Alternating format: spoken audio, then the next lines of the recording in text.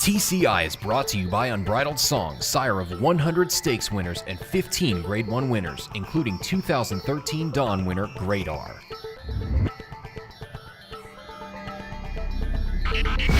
Welcome back to TCI, your inside track to the Triple Crown. Alongside Joel Cunningham, I'm John Siegel. You know, Joel, with no 3-year-old racing last weekend, we decided to go down to South Florida, work on our tan, and see some really good racing. I don't know about the tan much, but we did see some good racing, John, particularly Great R winning that down handicap. Right. Makes you want to talk about Breeders' Cup, but we'll focus on the 3-year-olds. We'll keep focused. Not a lot of 3-year-old racing last weekend, but 2 weeks ago, we certainly saw a lot of breakthrough performances that are going to certainly impact our TCI top 10. We got to see some of those horses trained down there at Palm Meadows. Let's jump right into the top 10. You know, I'm going to jump right in here and challenge you right off the bat. Go for when it. I'm looking at 8 through 10, it almost looks like your list should be flipped upside down. I mean, you got the 2-year-old champion in at number 10 and the horse who defeated him in at number 9. Well, I think you're going to see more brilliant 3-year-olds and current top 3-year-olds maybe right now in February. You're right on the latter part of my list, John. But again, this is a projection. Who's going to handle a mile and a quarter and be a real classic contender the first Saturday in May to run an A-plus performance? Not who's really, blossomed right now. It's My Lucky Day. Might be a little low at 9, John. Yes, he's brilliant. Can he handle a mile and a quarter? Can he replicate those performances at Churchill? He's already run 9 times. He's going to be able to carry that form another few months to run an A-plus performance. We've already talked about Shanghai Bobby, John. Some stamina issues there. Golden Sense, another colt, talented, classy, fast, but can he handle a mile and a quarter? And Verrazano, obviously, he fits in that boat as well. If this was a top 10 list based on talent, he'd probably be number 1 based on that 16 and a quarter length, 1-turn allowance win. Absolutely brilliant, but again, being by more than ready. Can he handle a classic distance? Is he going to excel around 2 turns? He's shown so much brilliance around 1 turn. I really question him handling that mile and a quarter distance. And Palace Malice, here's a colt that most would say, hey, why do you have him up there? He's a maiden winner. Yes, but he showed talent at 2 at Saratoga despite his pedigree to be better at 3. I loved his comeback race, and I think next week in the Risen Star, you're going to see him show what he can do around 2 turns when he stretches out, because that's what he's bred to do. All right, Joel, then let's go ahead and move now to the top 5, and I'm going to challenge you right off the bat. You're keeping that maiden theme alive. You put Tis the Truth in there. Joel, I know he looked talented in his maiden win, but still, he's just a maiden. Yeah, it's just like Palace Malice. And being a maiden right now doesn't matter with the point system. We'll talk about that. But Tis the Truth, John's a colt that really caught my eye 2 weeks ago. I just love the potential, again, at a classic distance, the forward steps he's taken to come home in 23 2/5 so easily with his ears pricked, John. He's just a powerful mover with a big stride. Being by Tiz now, I know he's going to handle a mile and a quarter. Just a rhythmic, beautiful stride. And again, he's going to get better. So Tis the Truth really jumped onto my radar. Him and Palace Malice, again, 2 colts that have shown talent that are going to get better that had the classic pedigree. Well, it looks like Baffert likes him too. He tweeted, looks like Gary Stevens may have a Derby horse. So. And another thing to note is, John, yeah, they don't have any points right now, but the new point system is so back-weighted again.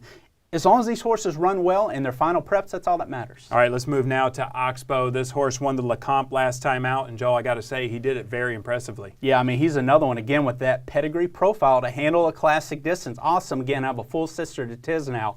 And he's shown that talent. I know he had some sketchy moments earlier in his career, John, but as the distances and experiences, sort of stretched out for this colt, he's shown that ability. And I really liked what he did last time at Fairgrounds. I know he didn't beat a lot in there, but again, going forward, I think he's going to continue to keep taking those steps forward as the distances stretch out. All right, let's move now to number 3. We see Revolutionary. Joel, this horse had such a troubled trip. Wish we had the video to be able to show it, because without watching the video, it's really hard to say just how good this race was. Oh, absolutely, John. On paper, you look at that Wither Stakes and you would say, slow speed figure, and what he won by a neck or something. Right. Not an impressive race. Go watch the stretch run in there. I frankly turned for home behind that slow pace.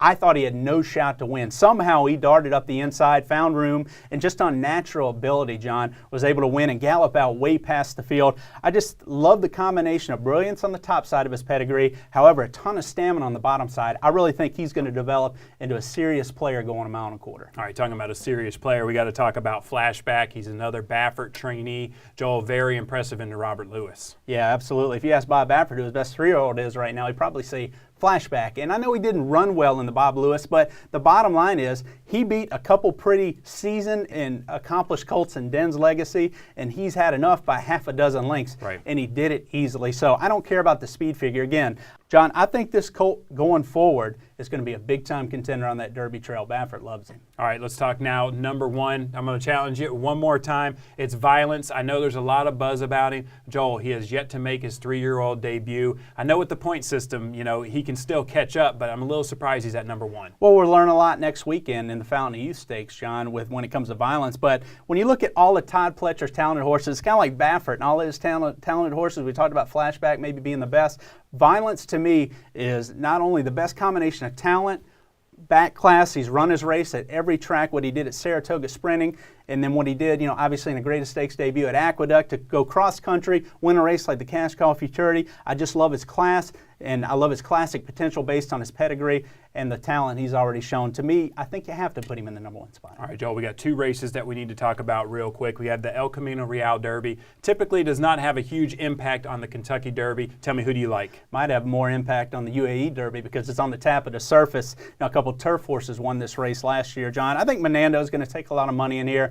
I think he's a horse with some upside, but he has a lot of speed. I don't know how that's going to hold up over the Tapeta. Your local horse, Z-Watt, I think has a chance to win this race, but to me, I don't see this being a big prep on the Derby trail. All right, then Monday we have the Southwest. Yeah. Joel, we see Baffert shipping one in here, but he's going to have to take on the hometown favorite and will take charge. Well, he did it last year, and he won 2 divisions. Remember they split this race last year. He won with Castaway and Secret Circle. He brings in another fast horse, Super 99. I think it's going to be very tough to catch at a mile. It's a short stretch run in a mile, so they're not going to have much ground to be able to catch him if he's able to beat him to the punch, turn it for home. All right, thank you, Joel, and thank you guys for watching. Make sure you come back next week. We'll recap these 2 races, and we'll also have the Risen Star and the Fountain of Youth.